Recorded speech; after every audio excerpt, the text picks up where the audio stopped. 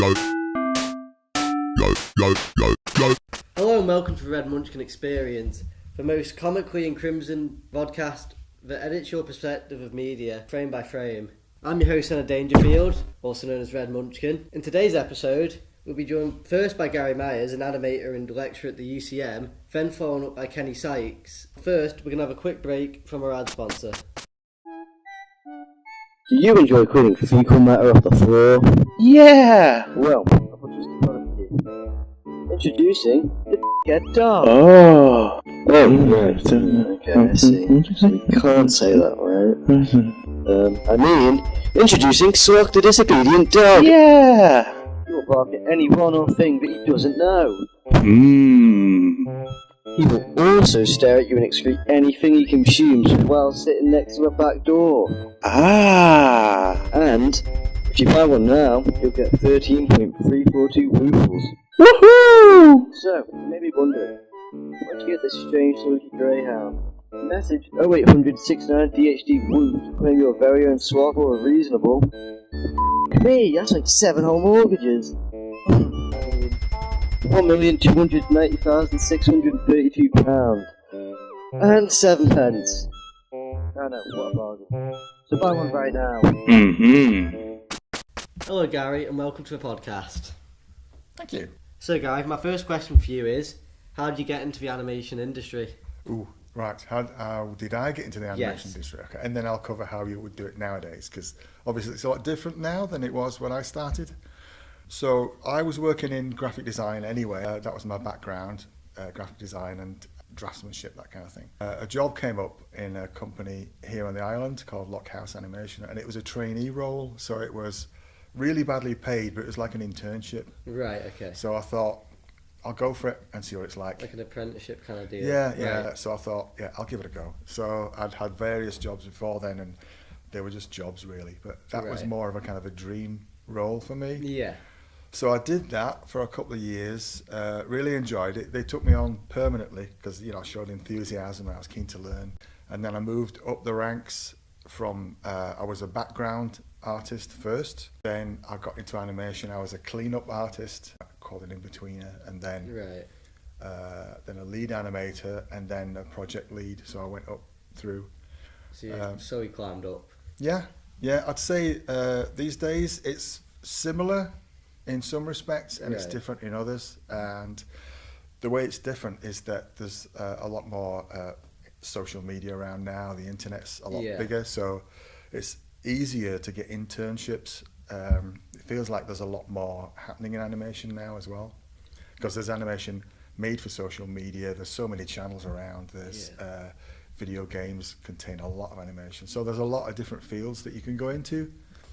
So I'd say it's easier to get noticed by a company now, because back then it was phone calls and you actually had to physically go, show them your portfolio. A lot more like tedious. Yeah, absolutely, yeah. So now we've got the internet, it's a couple of clicks away and you can find out where they are. So. Alright, okay. Yeah. Okay, so my next query for you is, what was the hardest project you've ever worked on and how did you overcome it? I think the toughest one that we ever did in animation was there's a guy who does a comic. I won't name the comic because that'll kind of tell you why it was a tough job. But it was a comic for bikers, for people who ride motorcycles. Right.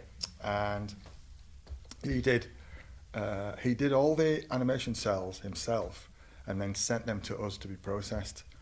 But the lines that he did, he used the same line width and the same pens that he did for the comic, and it was far too light for animation. So we, in a very short time, had to trace over every drawing in this animation. It was like a 30-minute movie. So, yeah, it was a lot of work. We didn't know that was going to be the case. So the budget was set, the release date was set. So we just got everybody in, secretaries, guys that made the tea, the people that brought us paper, whatever. Everybody got a hand in on this. So we were all animators by that time. We were all on the job doing it, but that was tough. Okay. The audience is probably wondering, as an animator, what are the main pieces of equipment and software that you use in your job, like day-to-day job? Right. Anything and everything is the short answer. I started with traditional pencil and paper, Right. and computers weren't used that much then. They were used for colouring the drawings, but for the actual drawings it was pencil and paper. So I still use that. I'll still find that for me that's the quickest way to do it. Okay. But nowadays we've got software like Procreate on the iPad that will do it really well, and especially now Procreate Dreams has just come out, which Right. is specific for animation. But yeah, there's loads of animation packages. You can do it on your phone now. You can use stop frame animation, Yeah. stop motion studio to do it on your phone. So there's a lot more opportunities, there's a lot more software. But the stuff I use is the Adobe Suite mostly, and I use Blender for my 3D stuff Right. as well. Do a lot of 3D stuff. Okay. My final question for you is, what advice would you give to anyone who's considering the field of animation? Right. So, again, as I know, it's a lot of varied fields. There are a lot of varied things you could do. You could work in video games, you could work in movies, TV, social media campaigns or whatever. But what I would say is practice, because that's the way that you get good, is by practicing. You might think that there's no way you're going to be able to do it, but the more you practice, the better you get. Another piece of advice would be just work with what you've got and just do it. Because it doesn't matter whether you're working with a flip book, a little sticky notepad thing, like the guy has in Hot Fuzz, where he shows him his notebook and it's got a flip book in it. Start with that, because it'll show any skill that you've got for animation will show up whatever you do. So just start with what you've got at home, really, and a lot of the software is free. So Yeah. Okay. Okay, Gary. Thanks for coming on the podcast. It's You're been very a pleasure. welcome. You're very welcome. It's been nice talking. Thank you. Now, next up on the podcast, the one and only Big Munchkin, Kenneth James Leo William Sykes III. Cheers for having me, son. No, it's no problem at all, Kenny. Yeah, my schedule's not fully booked, as I say, so yeah. So, Kenny, as a fellow student on the course, tell me what's your favourite subject in media? Okay. I quite like the stuff that we do with Gary because, well, he does a lot of animation stuff, which is something I'm already interested in. So, yeah, we've been doing some stop motion animation stuff with him last unit, and then what we've been doing, like used Adobe Animate, didn't we? Yeah. Recently. So yeah, it's been quite fun with Gary. Yeah, that's fair. So, what's your favourite part of animation? Well, I think my favourite part of doing animation is not so much the process, because it can be quite tedious, but seeing the outcome after I've done it. Yeah, I get that. It's really satisfying, because it's as again I said, really tedious and takes a long time, but when you see the outcome, it's just, I don't know, it's just something really, It's just something about it. hard work pays off. Exactly, yeah. Yeah. So, Kenny, I see you're also working on the same project as me. What are you working on then?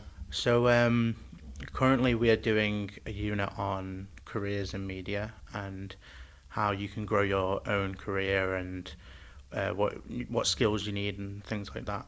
So what we're doing is we are doing video podcast, as obviously you can see me on, a video podcast talking about that, and you get a guest in from outside the college. I'm getting my old teacher, Jim Hunter. He's going to be talking about teaching media, so I'm quite excited for that. Yeah. Sounds exciting. Very. Okay, so we're going to wrap the podcast up here. Thanks for watching. Goodbye.